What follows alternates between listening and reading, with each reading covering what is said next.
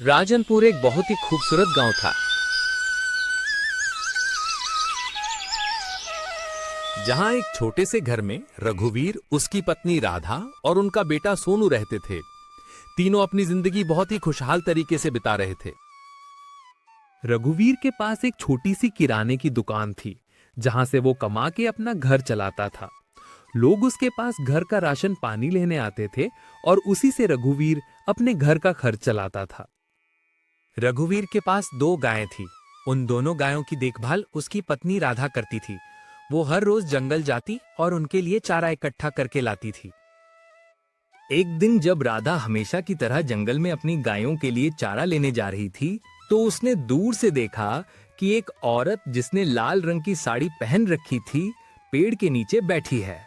राधा उसके पास जाकर खड़ी होती है और उससे पूछती है, अगर आप नाराज ना हो तो मैं आपसे एक बात पूछ सकती हूँ? आप इस पेड़ के नीचे क्यों बैठी हैं? इतने घने जंगल में आप अकेले इस पेड़ के नीचे क्या कर रही हैं? क्या आप मुझे बता सकती हैं?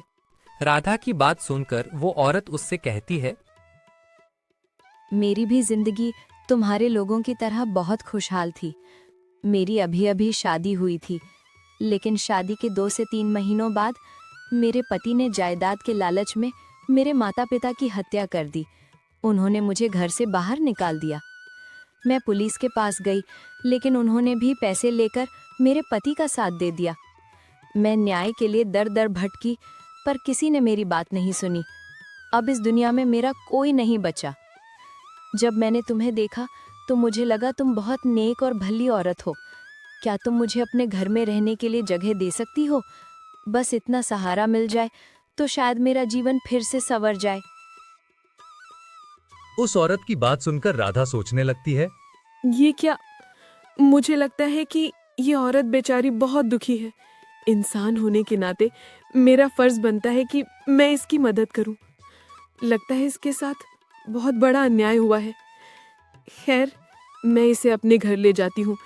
ये हमारे साथ ही रहेगी और घर के कामों में मेरा हाथ बटा दिया करेगी। हमारी जिंदगी में थोड़ी और रौनक आ जाएगी। इतनी बात समझकर राधा उस औरत से कहती है, कोई बात नहीं, आप जितने दिन तक चाहे हमारे घर रह सकती हैं। वैसे भी अगर आप हमारे साथ हमारे घर में रहेंगी तो हमारे घर की रौनक और बढ़ जाएगी। हमारे घर में सिर्फ मेरा बेटा और मेरे पति रहते हैं। आप जितने दिन तक चाहो हमारे साथ हमारे घर रह सकती हो। वो औरत राधा की बात सुनती है और राधा से कहती है, धन्यवाद। मुझे पता था कि आप मुझे अपने घर में रहने देंगी। आप जैसे नेक दिल इंसान इस दुनिया में बहुत कम होते हैं।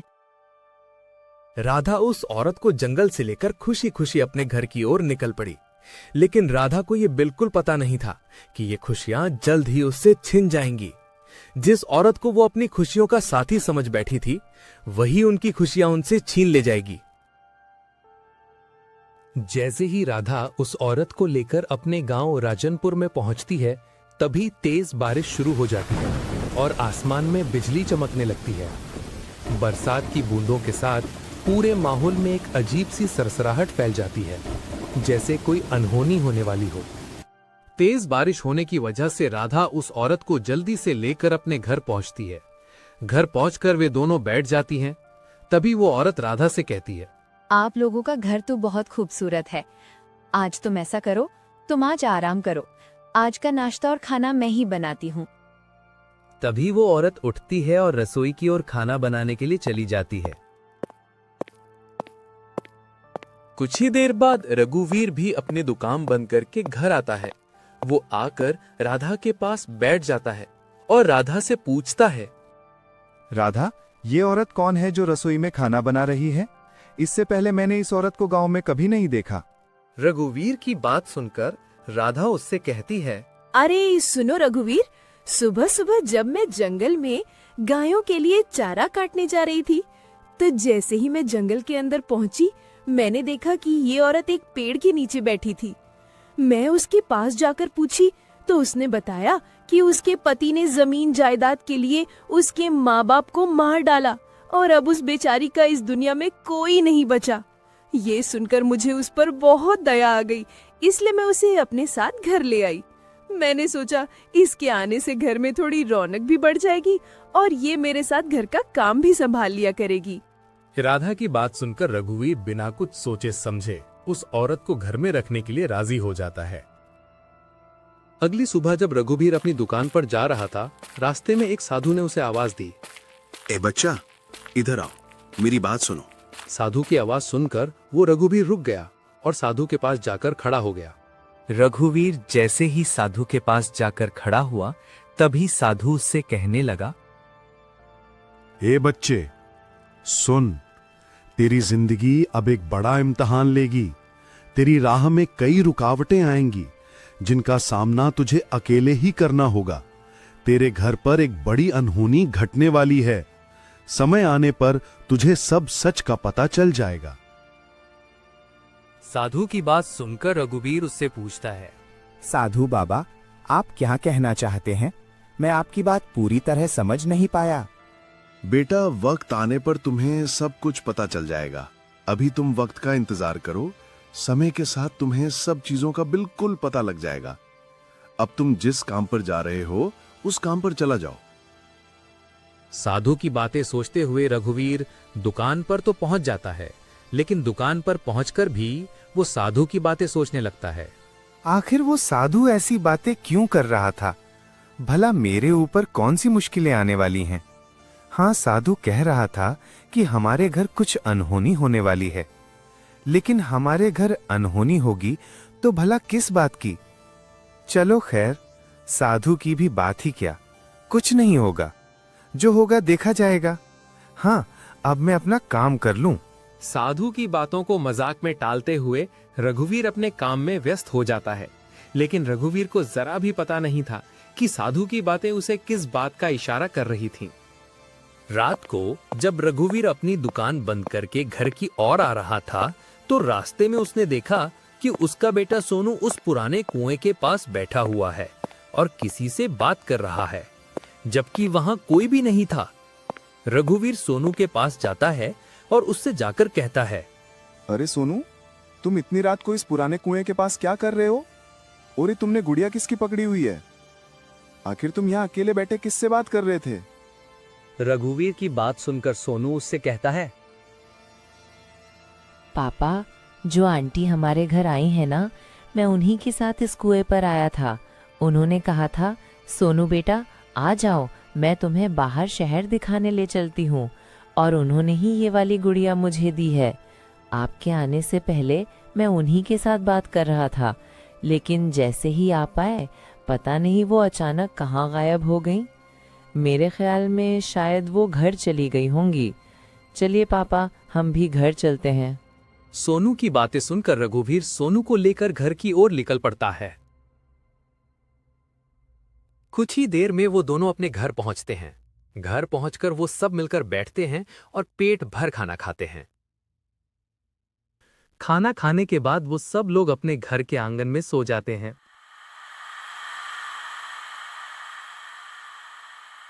कुछ ही देर बाद अचानक रघुवीर की आंख खुल जाती है। वो उठकर देखता है और देखता है कि वो औरत जो उनके घर आई थी अपनी जगह पर नहीं है। ये देखकर रघुवीर सोचने लगता है, इतनी रात को भी वो अपनी जगह से उठकर कहाँ चली गई? मुझे नहीं पता क्यों, लेकिन मुझे ऐसा लगने लगा है कि मैंने उस औरत को अपने घर में रखकर बहुत बड़ी गलती कर दी है। जिस दिन से वो औरत हमारे घर आई है, उसी दिन से मुझे साधु की बातें याद आने लगी हैं। उसने कहा था कि तुम्हारे घर एक बहुत बड़ी अनहोनी होने वाली है, और आज सोनू भी उसी पुराने कुएं के पास बैठा था, हाथ में एक गुड़िया लेकर किसी से बात कर रहा था, जबकि वहां कोई नहीं था। नहीं, अब मुझे खुद जाकर देखना होगा कि वो औरत आखिर गई कहाँ है। तभी रघुवीर उसका पीछा करने लगता है। वो देखता है कि वो औरत उस पुराने कुएं की ओर जा रही है। रघुवीर धीरे धीरे उसके पीछे चल देता है। कुछ ही देर में वो औरत उस पुराने कुएं के पास पहुंचती है। उस औरत का पीछा करते करते रघुवीर भी एक पुरानी झोपड़ी के पीछे जाकर छिप जाता है और उसे ध्यान से देखने लगता है। थोड़ी ही देर बाद वहां से लाल सी एक अजीब रोशनी उठती है और देखते ही देखते वो रोशनी धुएं में बदल जाती है। धुआं छटते ही वो औरत एक भयानक चुड़ैल में बदल जाती है। तभी वो चुड़ैल उस कुएं की ओर मुंह करके जोर से आवाज लगाती है। अंधकारा, बाहर आओ, मैं तुम्हारे लिए एक बहुत बड़ी खुशखबरी लाई हूँ। अंधकारा, बाहर आओ, जल्दी से। उस चुड़ैल की आवाज लगाते ही उस पुराने कुएं के अंदर से एक भूत बाहर आता है, जिसकी मोटी मोटी लाल आंखें थी और उसका चेहरा बेहद डरावना था। तभी वो चुड़ैल उस भूत से कहती है, अंधकारा, कल पूर्णिमा की रात है। कल की रात हमारे लिए बहुत अहम है। अगर कल मैं उस लड़के की बलि देकर अपनी ताकत दोगुनी कर लूंगी, तो तब मैं इस दुनिया पर राज करने से कोई नहीं रोक सकेगा। अब मैं कल के दिन का बेहद बेसब्री से इंतजार कर रही हूँ। झोपड़ी के पास छिपा हुआ रघुवीर उनकी सारी बातें सुन लेता है और बहुत ज्यादा डर जाता है। अगली सुबह होते ही रघुवीर भागा भागा साधु के पास जाता है और साधु के पास पहुंचकर वो साधु से कहता है, साधु, आपकी बात सच हो गई। उस दिन जब मैं आपके रास्ते से गुजर रहा था तो आपने मुझे बुलाकर कहा था कि तुम्हारे घर कुछ अनहोनी होने वाली है और समय आने पर तुम्हें सब बातों का पता लग जाएगा। कुछ दिनों पहले हमारे घर एक औरत आई थी। वो हमारे घर में कई दिनों से रह रही थी। रात को जब अचानक मेरी आंख खुली तो देखा कि वो अपने बिस्तर पर नहीं है। जब मैं बाहर निकला तो देखा कि वो हमारे पुराने कुएं की ओर जा रही थी। मैं धीरे धीरे उसका पीछा करते हुए उस पुराने कुएं तक पहुंचा। वहां जाकर देखा कि एक लाल सी रोशनी के साथ धुआं उठ रहा था। जैसे ही वो धुआं खत्म हुआ, वो औरत एक भूतिया चुड़ैल में बदल गई। तभी कुएं से भी एक भूतिया जिन बाहर आया। वो जिन से कहने लगी, कल पूर्णिमा की रात है। इस पूर्णिमा की रात को मैं जहां रहती हूं वहां के बेटे सोनू की बलि चढ़ाकर अपनी ताकत को दुगनी कर लूंगी और फिर मैं इस पूरी दुनिया पर राज करूंगी। उसकी ये बातें सुनकर मेरे होश उड़ गए।